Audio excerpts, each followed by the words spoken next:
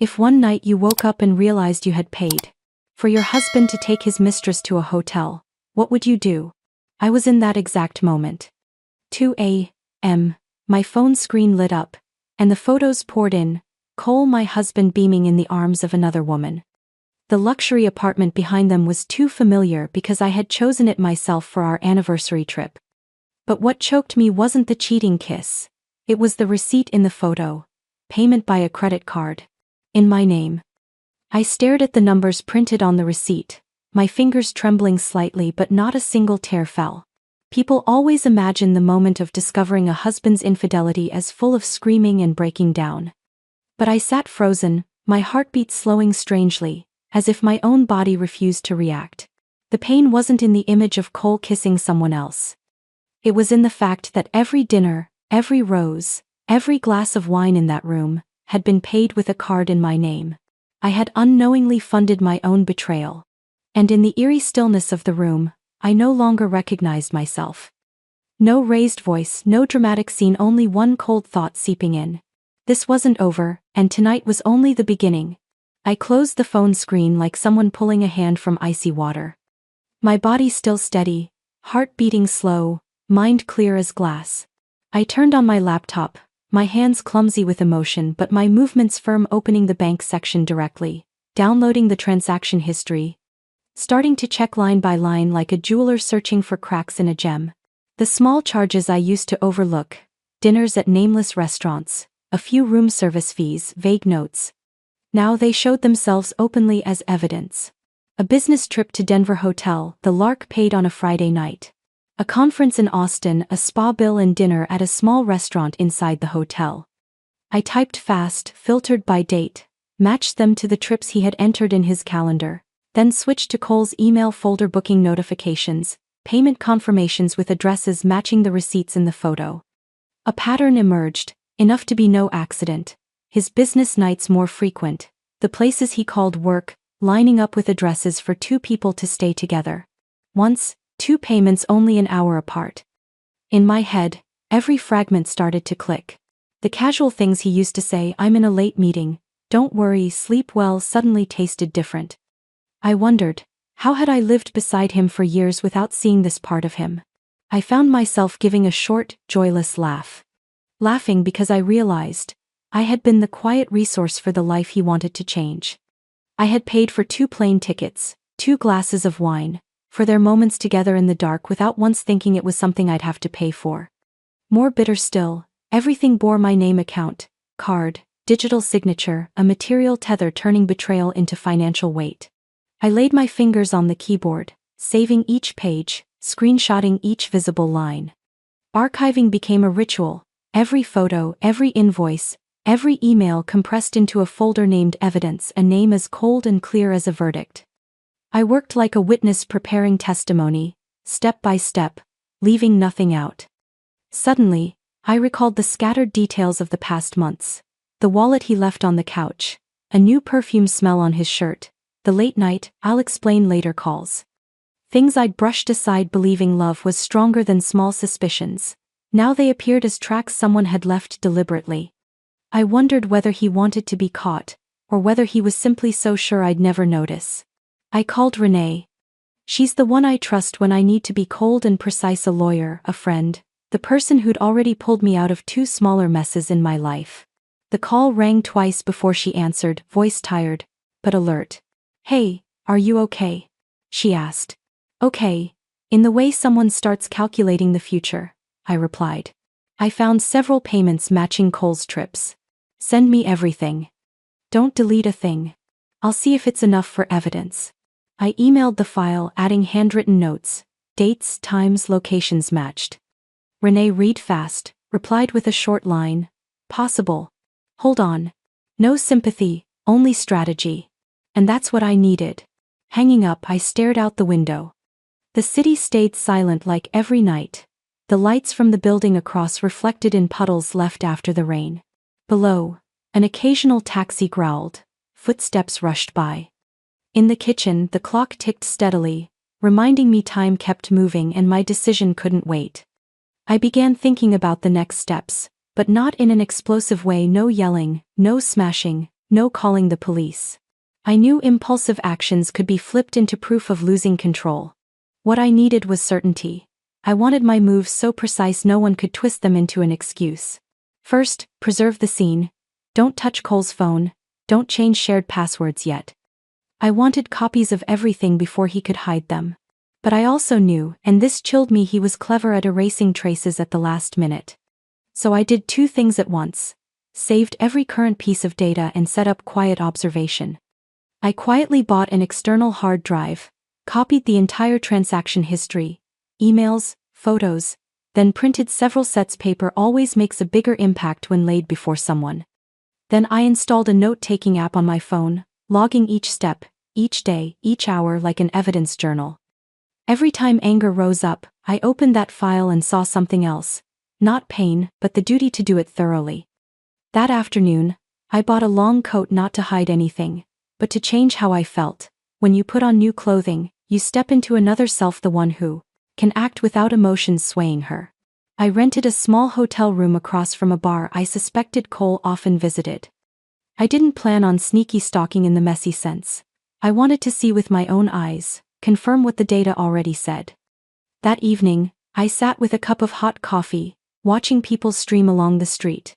I once thought marriage was a foundation for building homes, plans, weekend getaways. But now that foundation had holes.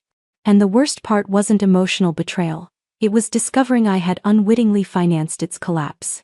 Being used hurt more than any insult. I found myself remembering small things. That time he said, "You handle the account, I'm too busy," or, "I'll pay you back later," words I accepted out of trust. Trust can be a cute kind of blindness until it turns into the answer to the question, who actually holds the power? My phone buzzed. An email from Renee appeared. Subject line, reviewed things of value. I opened it, read, then leaned back in the chair. She wrote that we could start by freezing some cards, requesting detailed statements, and fixing the evidence so it couldn't be denied. She suggested a path. Don't go public yet. Create a window to gather enough proof to make any counterclaim meaningless. That advice planted itself deep in my mind. I agreed. My silence from now on would be calculated, not fearful. Before leaving the hotel, I slipped a small envelope into my bag, 3 sets of statements, a few printed emails, some photos. I didn't know yet how I'd use them. I only knew that faced with the choice of staying hurt or becoming myself again, I chose the latter. That night, I drove home through familiar streets lined with glittering buildings, and for the first time, I felt I was holding control of something truly mine. At home, I opened the door quietly, making no noise. The apartment still as usual, except now every corner could be a place for clues, and I was ready to peel back each layer.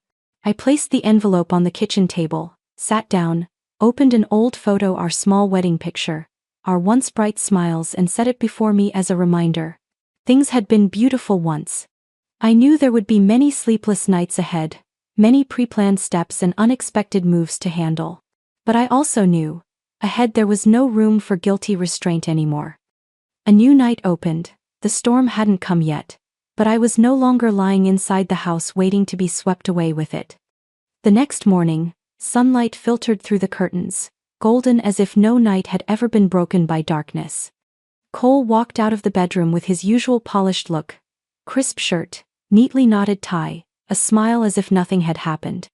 He kissed my forehead lightly, a hollow gesture, like a ritual repeated too many times to mean anything. "I'm going on a business trip, probably back late tonight. Don't wait up, go to bed early." His voice a little hurried, his eyes avoiding mine. I smiled, a thin smile even I found strange. At the door, I watching his back as he walked to the car, hearing the engine fade away. When the door closed, the huge house was left with suffocating stillness. I leaned my back against the door, my hand clenched until my knuckles turned white. Last night I had seen everything, read everything. But this morning, I still sent him off like a normal wife. That fake normality was the shell I needed to hide what was forming inside me. I poured myself a cup of coffee, the hot aroma stinging my eyes. Taking a sip, I picked up the phone and called Renee. She was the only person I trusted at that moment, direct, sharp, and never letting emotions override reason. The phone rang twice before a sleepy voice answered. Yas? It's only 7 a.m. What's going on? I took a deep breath, keeping my voice steady. He just left. Renee, I need to talk now. About the assets, the ownership, everything. Renee instantly sounded awake, her tone firm. You're scaring me here. What happened? I summarized quickly. The late-night message, the photos, the hotel receipts paid with my card, and the string of transactions I'd uncovered. On the other end, Renee was silent for a long time, only the sound of typing filling the line. Yas, listen to me, her voice dropped low. If everything you're saying is true, then you're funding their entire affair. And trust me, a man like Cole, if he's already done this, he won't stop. He may already be planning the next step, leaving you with nothing. Her words cut through the air like a knife. I gripped the porcelain cup so hard I thought it might crack. I know, I whispered, and I don't intend to let him do that. Renee took a long breath, then continued. First, review all your paperwork. The house, the car, the major accounts whose name is on what. If anything is joint, you need to act immediately. He could be moving money or taking out loans behind your back. I nodded, writing down every word. It was bitterly ironic. For years I'd managed our finances, thinking I was protecting our future. Now that same meticulousness was my only shield. After the call, I opened the safe and spread all the documents on the table. The property deed, car registrations, savings books. The house had been bought before the marriage, in my name. The newest car was purchased with my company bonus, also in my name. But some savings accounts opened after the wedding had both names. I shuddered. This was exactly the loophole Cole could exploit. An email notification pinged. I opened it to see Renee had already sent me an emergency checklist. Restrict Cole's online access. Have the bank send alerts directly to my phone. And most important, don't let him know what I was doing. At noon, I prepared a simple meal but couldn't eat. Renee's words echoed in my head. He may already be planning to leave. You with nothing. I looked around the kitchen, every chair, every window, every item I'd chosen with my own money and effort. I told myself, no one will take these away, at least not in such a cowardly way. As evening fell, I organized the papers, took photos, saved copies to the cloud, and printed an extra set to keep at my office somewhere Cole couldn't reach. I felt a little lighter, as if I had placed the first brick in my protective wall. Night came, the house turning quiet again. I sat on the sofa, the warm light spilling across the rug. The clock ticked steadily, blending with my breathing. From somewhere in my mind, Cole's image returned. His morning smile, the perfunctory kiss, the business trip words as if nothing had changed. I closed my eyes and murmured to myself, keep lying. I'll keep playing this part too. But the rules from now on are different. I didn't know exactly what tomorrow would bring, but keeping still no longer meant surrender. It was only the pause before the real storm hit. I arrived at the office that morning like a shadow, moving through the crowded lobby without really hearing anyone speak. Everything seemed to slide past, meaningless. I opened my computer, logged into email, and a few minutes later my phone buzzed. An anonymous message appeared in the internal inbox. Be careful. Cole and Madison are openly talking about moving in together. My heart clenched. I read it over and over, as if searching for a loophole, a reason to believe it was a mistake or a cruel prank. But the name Madison made me go breathless. She wasn't a stranger. She had stood beside me at my wedding, smiling brightly, raising her glass. I had been the one to call her over, introduce her to Cole, tell everyone, this is my best friend. I sat frozen, memories playing backward like a film reel. Madison and I had endured long college days together, shared cheap noodles, given each other rides on an old car. The day I got engaged, she hugged me, eyes misty. Yas, you deserve to be happy. And now the message said she was the one stepping into that happiness. I didn't know how long I'd been sitting there until a knock on the desk broke the spell. John, my coworker across from me, looked up, his brow furrowed. Yes, are you okay? You look pale. I forced a smile. Yeah, I'm a little tired. It's fine. I turned away quickly, afraid that if anyone looked deeper they'd see the secret cracking inside me. At noon, I used the excuse of going out for coffee just to breathe. In a corner of the cafe, I opened my phone and reread the message. I tried replying, but there was no name on the sender, only a strange string of numbers. I typed, "Who is this? Why are you telling me this?" No response came. A swirl of questions rose in me. Who was the sender? How did they know? And why did they choose to warn me? Back at the office, I walked down the hallway, and my eyes accidentally met Madison's. She was standing near the printer, chatting with a coworker. Same friendly smile, same confident stance. I wanted to believe the message was wrong, but when I saw Madison's eyes flick quickly toward me and then snap away, I felt a chill. Late afternoon, when the office thinned out, another message arrived, this time on my personal phone. "He's not hiding anymore. They're talking about renting a new place, right there in the meeting room, in front of several people. You should prepare." My chest felt heavy. The message was another blade twisting deeper. I set the phone down, forcing myself to breathe slowly. The image of Cole and Madison sitting together in a conference room, discussing living arrangements, made me dizzy. This wasn't betrayal, it was a public challenge. That evening, I sat alone in the living room, the lamp casting yellow light, my shadow stretching across the floor. I took our wedding photo from the shelf. Madison in her blue dress, standing next to me, holding my hand tight. Cole in his tuxedo, smiling happily.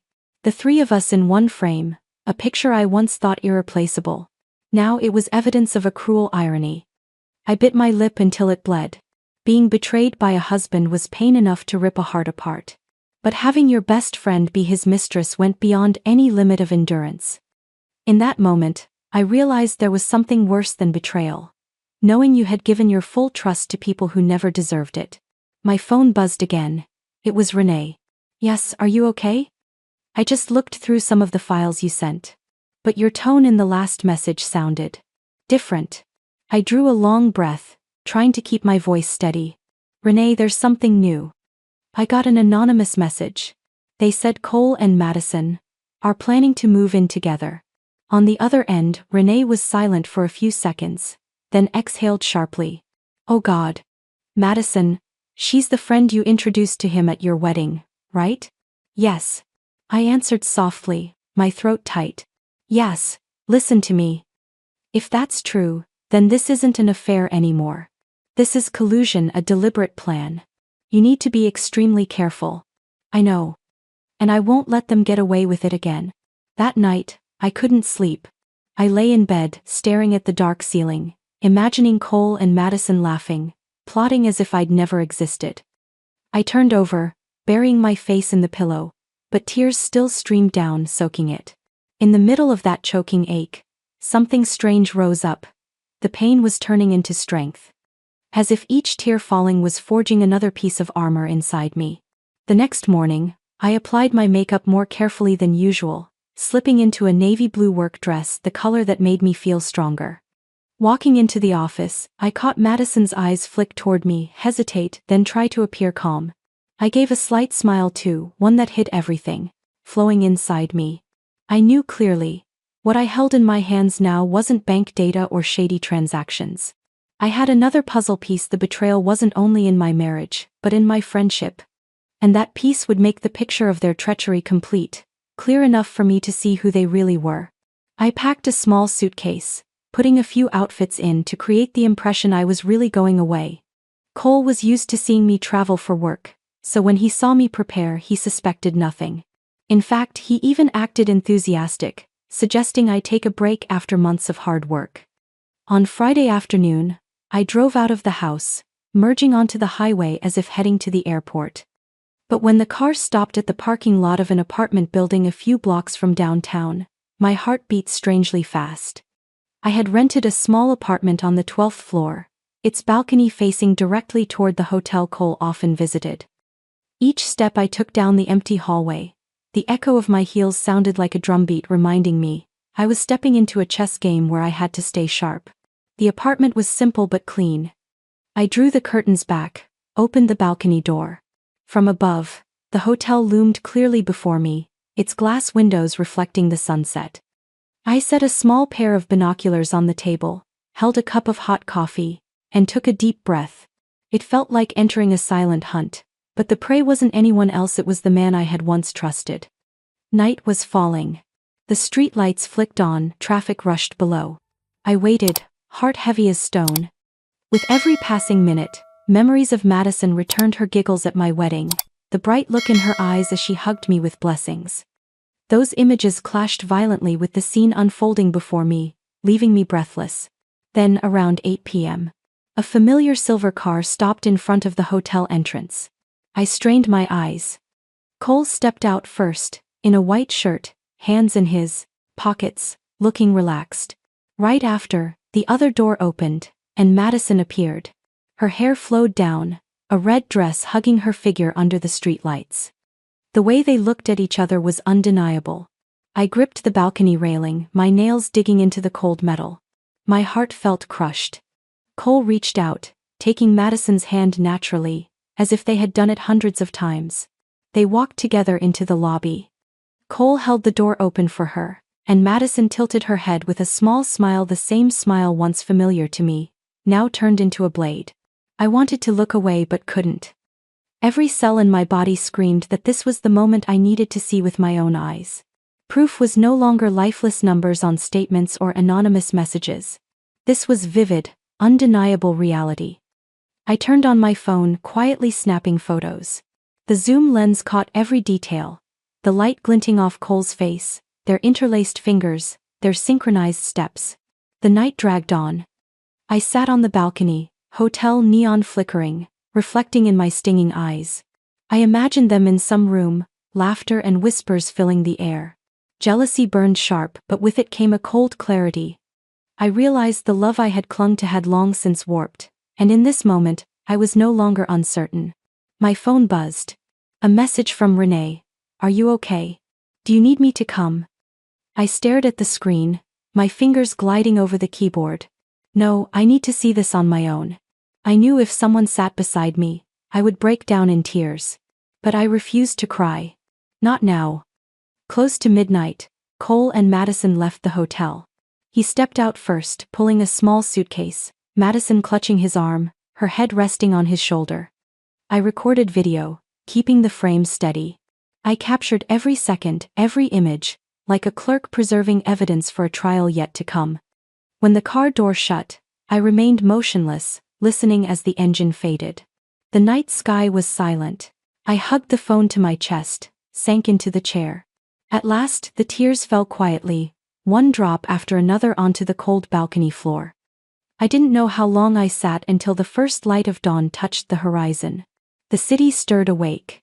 I packed my things, carefully checking the photos and videos on my phone. Everything was stored, copied to the external drive I carried. I hurt but felt lighter somehow. Because finally, I had seen the truth with my own eyes. And sometimes, only by staring truth in the face can you begin planning for tomorrow. I drove home, morning streets bustling, people rushing by. Sitting in the car, hands tight on the wheel, I told myself, I knew I had crossed a threshold. And on the other side, there was no room for innocence. I sat alone in the living room, yellow light cast across the wooden table. The laptop glowed before me, rows of numbers, account entries stark on the screen. Transactions once ordinary now stood as traces of betrayal. I inhaled deeply, then began the work. Every credit card under Cole's name stripped of access, every bank password reset. The screen flashed confirmations, and I felt like I was cutting loose the ropes that had bound me for years. No more trembling, no more hesitation. Everything was executed neatly, as if I had rehearsed. My heart beat slow and heavy, each click a step further from the man I once trusted. When the final action was done, I leaned back in the chair, watching the screen fade. Inside me was not triumph, but the quiet sense of reclaiming control. Night fell. The house was so silent I could hear the ticking wall clock. Suddenly, the phone on the table vibrated hard, Cole's name glowing on the screen. I stared without answering. The ringing looped again and again. I let it pass until a message arrived. "Yas, the card isn't working. Did you make a mistake? Call me right now." Minutes later, another call came. I declined. Then a long text. Don't play childish games. I'm at the hotel with clients, do you understand? Fix this now. I laughed bitterly. Even as everything collapsed, what worried him most was the money, not the truth of his betrayal. I let him wait, let his anger spill. Near midnight, the phone rang again. This time his voice exploded through the speaker. Yas. What the hell is happening? I can't use the card. What did you do? I kept my tone calm, as if answering a routine question. Maybe you should ask Madison if she has enough to pay for the room. A long silence. I could picture his face, the widened eyes, lips pressed, shock turning to fury. He shouted, voice cracking. Are you insane? This is my personal business, don't drag finances into it. I didn't respond. I hung up, muted notifications, and set the phone face down on the table. My heart still pounded, but my hands shook less. I poured a glass of cold water, and stared at my reflection in the window. A woman looked back, face worn from sleepless nights, but eyes gleaming with a new steadiness. I knew Cole wouldn't stop. A man like him, spoiled and accustomed to others clearing his path, would lash out when control slipped away. I expected it, and I was prepared. That night I barely slept. I sat at the table, reviewing each bank item, making sure no loopholes remained. I wrote a list by hand. Assets in my name, documents to safeguard, locks to tighten. Each line was another brick in the wall I built around myself. Near dawn, I heard a car pull up. I peeked through the curtain. Headlights swept across the gate, Cole's figure visible inside. He sat there for minutes, calling over and over, then drove away.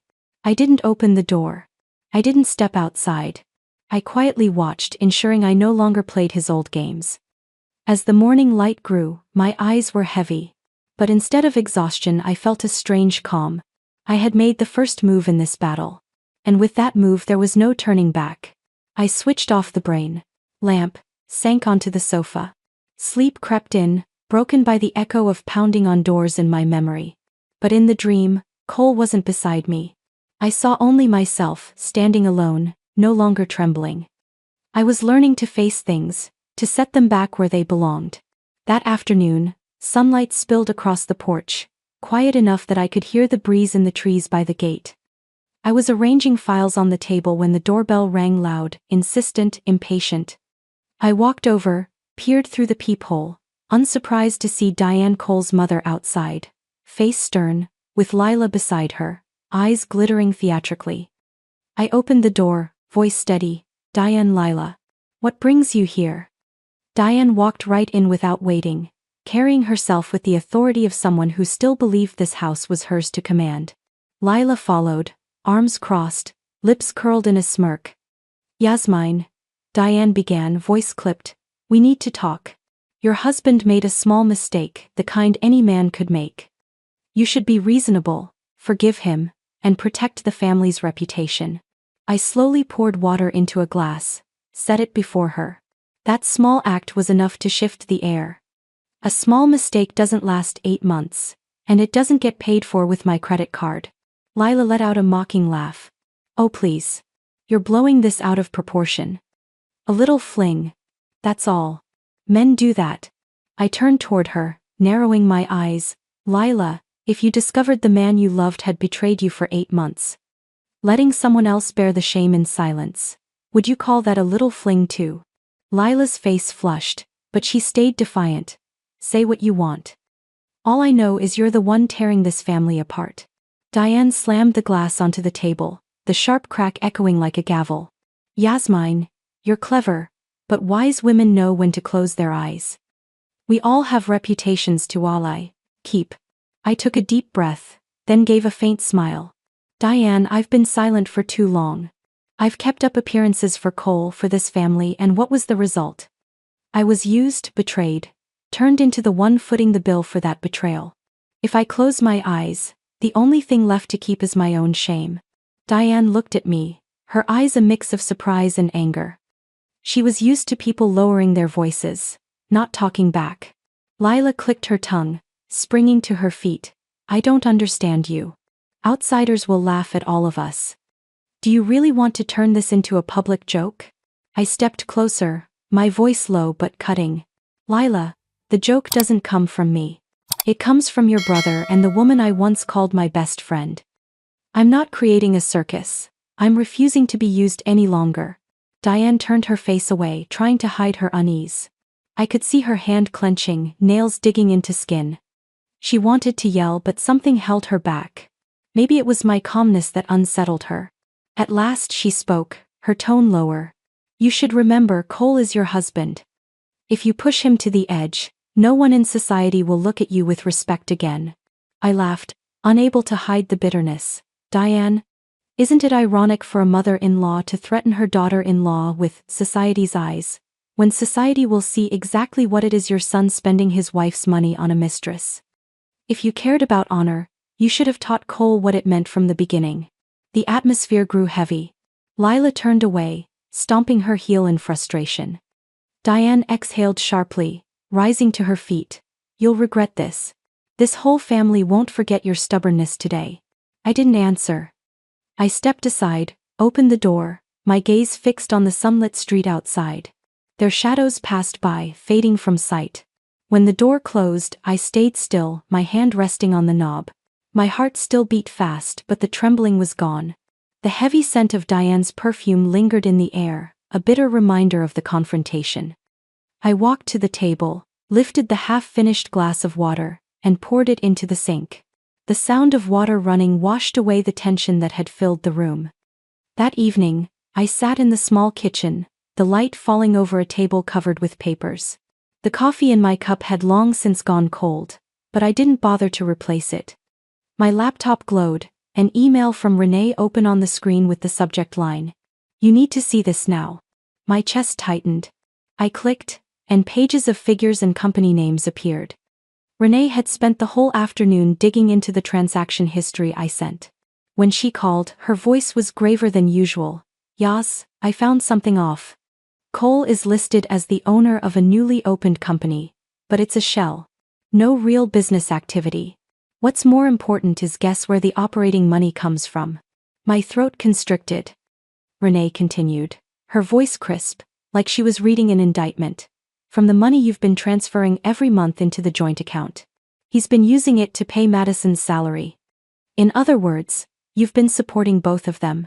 I clenched the phone, my head spinning. I had worked tirelessly, cutting corners to keep our family stable, and now every dollar of my sweat had become wages for the woman who betrayed my friendship. Did you find anything else? I asked, trying to keep my voice steady, though it trembled. Several transfers went directly to Madison's personal account, labeled consulting fee. Clearly fabricated. Yas, listen to me. You cannot stay silent anymore. He's counting on you never checking. I dropped the phone onto the table, my hands holding my head. The papers blurred before me, every line cutting into my chest like a blade. Pain swelled inside me, but tangled with it was a strange coldness. I laughed bitterly, the sound hollow in the empty kitchen. Did he really think I'd stay blind forever? I whispered, as if to myself. Cole and Madison's image at the hotel flashed in my mind. Their clasped hands, their smiles. Now I knew, those smiles were bought with the very money I had trusted into his hands. I sprang up, pacing the room. The wooden floor echoed my steps, matching the chaos in my chest. I pulled out old receipts, cross-checking them against the documents Renee sent. Everything lined up, chillingly so. No more doubts, everything lay bare, like a map of guilt. After a while, the phone rang again. It was Renee. I answered, her voice gentler this time. Yas, I know you're in shock. But don't let emotion take the lead. This is evidence. If you want to go further, I'll help. I leaned back against the wall, eyes closed. Numbers, faces, and words spun in my mind. I recalled nights when Cole complained of stress, claiming he needed Madison for work support. I had believed him, even reassured him to focus on his career. I never imagined that in those very moments, my hard-earned money was flowing to the woman laughing behind my back. Renee. I said softly, each word burning, I'm not afraid anymore. If he wants to turn me into the sponsor of his affair, then he'll pay the price. The line went quiet for a second, then Renee answered firmly. Good. I'll gather more evidence. But you must stay calm. A man like Cole, cornered, can be dangerous. Inside me, a plan began to take shape. The pain remained, but it was hardening into something else sharp, relentless. Outside the window, the city night glowed. High-rise windows glittered gold, cars slid along the streets. In the reflection, I saw the silhouette of a woman changing. Not a victim, but the keeper of truth. A new message flashed on the screen, an unknown number. The words were, brief. If you want to know what else Cole is hiding, watch his business trip next week. I froze, eyes fixed on the short line. My heart pounded, because it was clear someone else was also watching Cole. And I knew the game wasn't over. That evening I wore a simple but elegant deep blue dress, my hair tied neatly, heels clicking firmly on the tile floor. In the mirror I saw myself clearly, no longer the trembling wife crushed by messages of betrayal, but a woman preparing to confront every lie that had lasted too long. Lila had sent me the invitation as a mocking gesture. She thought I would refuse, or attend silently while their family toasted each other. But I accepted because I needed a stage big enough for the truth to echo. The rented restaurant outside the city glowed with warm lights. Laughter and chatter filled the air, glasses clinked. Diane held her place in the crowd, smiling, though her eyes betrayed tension when she saw me arrive. Cole positioned himself close to Madison, his hand resting casually on her back, flaunting their intimacy. I walked in calmly, each step turning heads. "Yasmine," Diane said, her voice a mix of sweetness and warning, "thank you for coming. I hope tonight we can all put the past aside." I smiled, nodded. "Of course. Tonight will be unforgettable." Lila appeared in a blazing red dress, makeup flawless, hugging Madison as if she were already the new wife. I sat, placing my bag beside me, the one carrying a USB drive with my time-stamped photos, lobby clips I recorded from a public space, and the printed invoices. My finger traced the table lightly, nerves rippling through me, but my eyes stayed steady. The birthday unfolded with the usual rituals: candles, cake, toasts. When the music softened, I rose, walking toward the large screen in the corner. My voice rang out, not loud but clear enough to still the room. "Sorry to interrupt, but I have something to share, something directly involving Cole and Madison." The air shifted instantly. Cole frowned, stepping forward. "Yas, not now. This is my sister's party." I turned to him, a faint smile on my lips. "That's exactly why this is the right time." I walked to the screen. What you're about to see was captured by me from public spaces and backed by the hotel's itemized invoices. I plugged in the USB drive, the one carrying my time-stamped photos.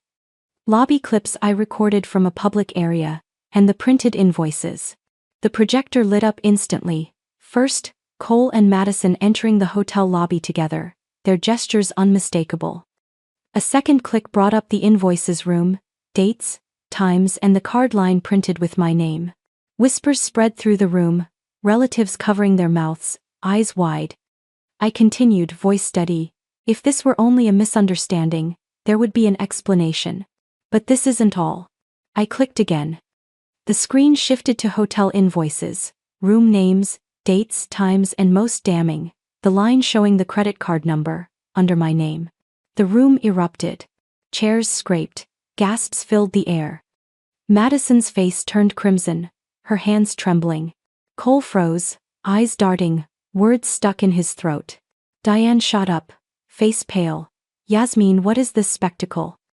I turned, calmly answering. "This isn't a spectacle. This is the truth.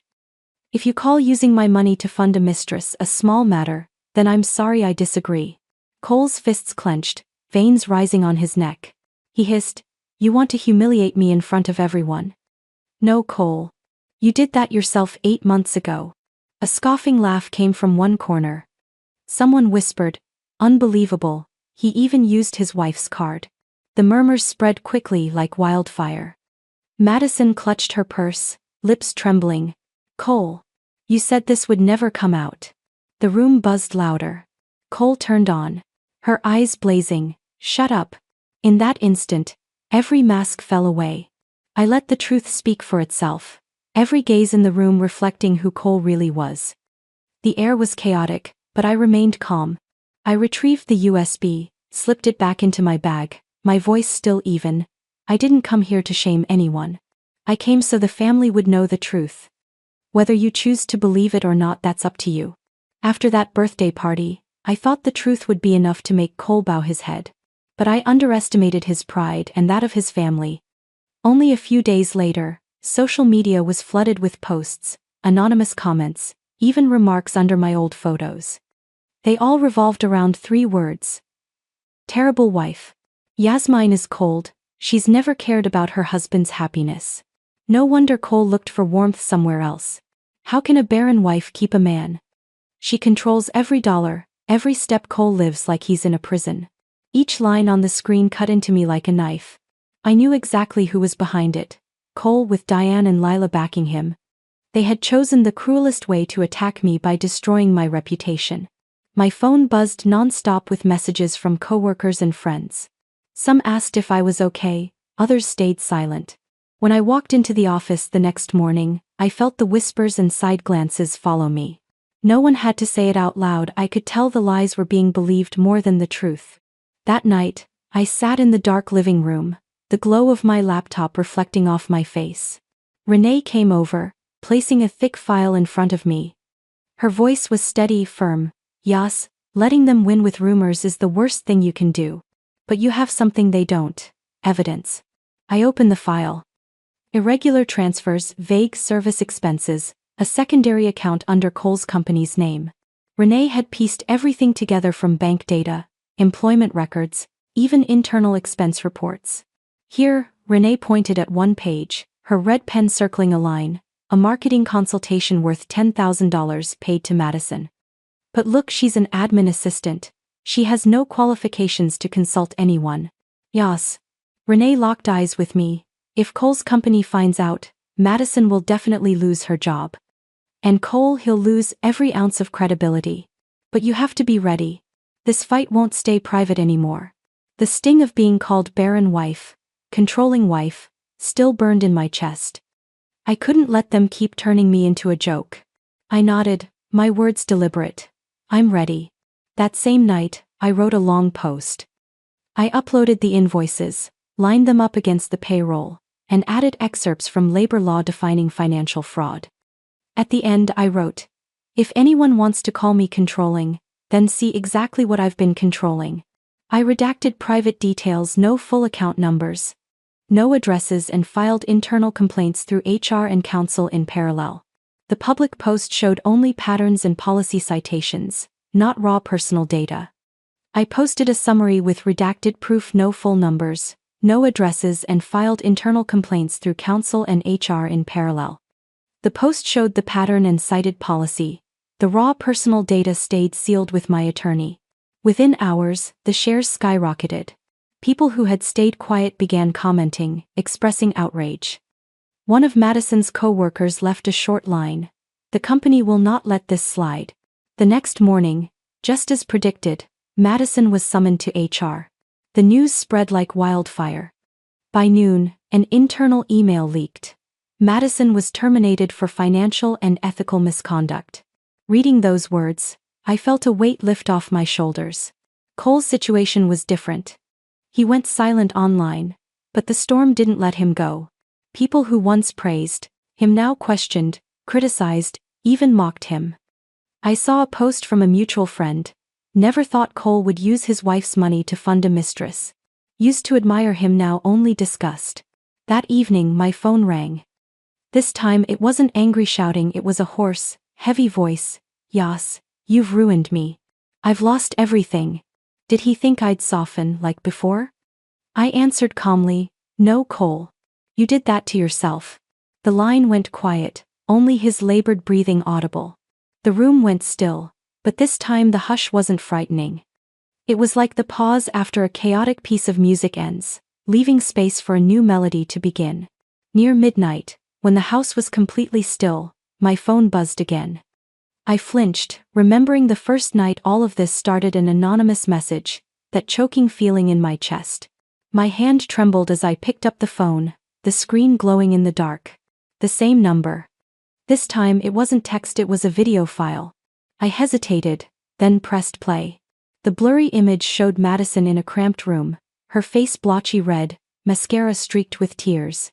Her voice cracked, hoarse but clear enough. I was wrong. Cole told me he loved me, that we'd start a new life. But it was all an excuse. He needed me to legitimize paperwork, to cover withdrawals from Yasmine's account. I never thought it would end up like this. In the video, Madison buried her face in her hands, sobbing. Another voice broke in the person recording. Say it clearly. How did he use the money? Madison looked up, dark circles under her eyes, exhausted. He set up a shell company. Called me his assistant, paid me a salary with Yasmine's money. The larger amounts he kept. Bragging to friends about his private income. I heard him, I saw him, he laughed, saying his wife would never find out. The recorder's voice dropped, sharp. I work at that hotel. I watched him brag to guests, drunk, laughing. I couldn't take it anymore. A woman like her doesn't deserve this. I froze, eyes glued to the screen. That confession, bitter as it was the final piece. Proof that Cole wasn't unfaithful, he was calculated, exploiting every dollar I earned. I paced the living room like a caged animal. My chest ached, but inside was a ruthless clarity. How many times had I asked myself if I'd been too harsh, too neglectful, if I'd driven Cole to another woman? But this video erased every doubt. My phone buzzed again. Another message from the same number. Use it. They need to see who he really is. I don't want to be involved, but justice has to matter. I sat down, clutching my head. Images swirled in my mind. Cole and Madison entering the hotel hand in hand, Diane covering for him, Lila mocking me as controlling, the cruel smears online. All of it gathered into a wave, pushing me to the edge. I thought back to that first dawn, when the hotel photo landed in my inbox. The world tilted, but I typed one word to the sender. Noted. It wasn't coldness, it was self-defense. Now another midnight message, but this time it didn't paralyze me. It handed me the weapon I needed. I opened my laptop, backed up the video onto 3 separate drives, each with its own password. My hands shook not from fear, but from adrenaline flooding my veins. I sent it to Renee with a short line. Here's the evidence. We don't have to wait anymore. Minutes later, Renee called back. Yas, are you sure?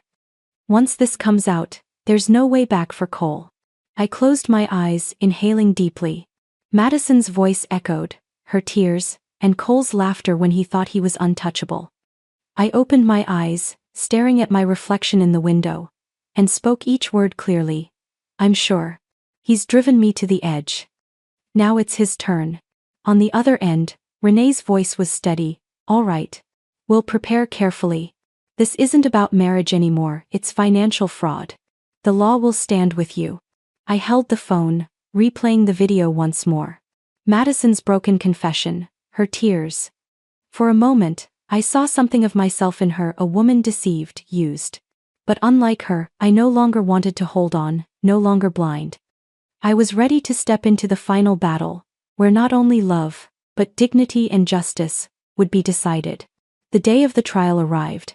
The sky hung heavy with gray, like a thick curtain. I stepped out of the car, my heels tapping softly against the courthouse steps. Renee walked beside me, sharp in her dark suit, the thick file in her hands. She leaned in slightly, her voice low. Yas, today you don't have to prove who you are anymore. Let the truth speak. I nodded. Everything was ready. The sleepless nights, the tears, the moments when my heart felt strangled had all been turned into concrete evidence, neatly arranged on every page. The courtroom was lit bright with fluorescent lights, wooden chairs lined in order, the smell of old paper and disinfectant mixing, sharp and unpleasant. The doors swung open, Cole walked in, his face stiff, straining to hold on to pride. Right behind him was Diane, her hair pinned high, her gaze like a blade. Lila clung tightly to her mother's arm, while the chair where Madison should have sat remained empty. The judge entered, striking the gavel. The room fell silent. The shuffle of papers, the soft tap of pens, then the judge's voice rang out, steady yet stern. We'll begin. Cole's lawyer opened with the familiar speech, that I was a cold wife, that Cole sought comfort elsewhere because he lacked warmth. Diane chimed in, her voice quivering as if telling a family tragedy. Your Honor, my son was controlled to the point of suffocation. He was wrong, but only because he longed to live like a normal man. I let them spin themselves into their hollow defense. When it was our turn, Renee opening the file, each page landing on the desk like a hammer strike. Here are hotel invoices, credit cards under Yasmine's name but used by Cole Jensen. Here are bank statements showing her money withdrawn to pay Madison's salary. And here, she raised a document, her voice clear, is a record from a shell company under Cole's name, where Madison was paid an illegitimate consulting fee. The room buzzed. The judge frowned, flipping through the stack quickly. And here, Renee continued, pressing play on her laptop, projecting the video of Madison sobbing, confessing that Cole exploited her. Madison's voice echoed. He only needed me to cover the withdrawals from Yasmine's account. Cole jumped up, shouting, "That's staged. A fake video." The judge's gavel pounded, reverberating. "Sit down, Mr. Jensen." In that moment, I saw the tremor in his eyes. The trial dragged on, but each piece of evidence stacked like bricks, forming a wall impossible to break. Based on proof of infidelity, financial fraud and breach of trust, the court rules, full ownership of the house and shared assets will go to Yasmine Jensen. Mr. Cole Jensen is entitled only to his personal belongings. Furthermore, Mr. Jensen will be held legally responsible for the embezzled funds, pending financial investigation. Diane shot to her feet, screaming, her voice cracking. "This is unfair. She took my son, and now she wants to destroy him?" Lila burst into tears, mascara streaking down her face. She fled the room, her dress disheveled, stripped of her usual pride. Madison had vanished long ago, leaving Cole stranded in his collapse. He remained rooted to the spot, fists clenched, his face pale. His mouth opened, but no words came. The arrogance, the confident suit gone, only an empty man remained. I knew then this wasn't about honor games. This was truth confirmed, justice given its name. And as I walked out of the courtroom, the heavy door closing behind me, it sealed not a trial, but an entire chapter of my life. I left the old house on a quiet morning. The last box was placed neatly in the truck, the door shut, leaving behind the yard that had seen laughter-filled afternoons and heavy nights. I didn't look back. Sometimes, leaving without turning your head is the only way to keep whatever peace is left. The new apartment sat high in a downtown tower. When the elevator opened, I stepped into a bright, simple but warm space. Sunlight poured through wide glass windows, spilling across smooth wooden floors, reflecting each step I took. From the balcony, the whole city stretched beneath me, shining towers, roads flowing like endless rivers. No more gloom pressing down. That first night, I unpacked small boxes, placed a few books on the shelf, hung a familiar coat by the door. I didn't rush to finish. I wanted to feel the emptiness of the room, let it slowly be filled with new imprints, no trace of Cole. Inside a small wooden box I found the wedding photo. Me and him, smiling brightly at the camera, holding hands as if nothing could part us. I sat on the sofa, holding it for a long time. The smile on my face back then looked so innocent, as if I had never imagined love could twist into such a deep wound. I sighed, set the photo on the table, then gently placed it face down. Not to erase the past, but to tell myself that memory had reached its end. I no longer needed to look at it for answers. Night fell, the city lit up. I stood on the balcony, wind brushing my hair, carrying the familiar scent of asphalt, of a life that never sleeps. Below, the sound of horns and footsteps hummed. I smiled faintly. Simply a sign that I was lighter now. The greatest victory was being able to stand here free, no longer bound by lies and betrayal. I remembered every detail, the long nights quietly gathering evidence, the tense hours in court, Cole's empty eyes when hearing the verdict. None of it pierced me anymore. They were just pieces of a story I had stepped out of. I turned back inside, poured a glass of wine and sipped. The sweet warmth spread across my tongue. I knew tomorrow would still bring difficulties. Rumors might linger, wounds might not heal yet. But I also knew I was strong enough to face them. I set the glass down, gazing out the wide window. The city sparkled like a vast carpet, reminding me that life goes on no matter who falls. no matter who loses. My dear listener, by now you must have your own thoughts. If you were in my place, what would you choose? To stay silent, enduring to keep the family's image, or to walk away boldly, facing the truth to reclaim your freedom? Every marriage has its secrets, its unexpected turns. But the most important thing isn't who was right or wrong, it's whether you dare to protect your own worth. Sometimes, a calm decision, a firm step, is enough to change an entire life. I'd love to hear your thoughts. If you were in this situation, how would you act? Share your feelings below, because your story might become someone else's source of strength. And if stories like this touch your heart, follow the channel to hear more everyday tales of love, family, and resilience. I'll see you in the next story.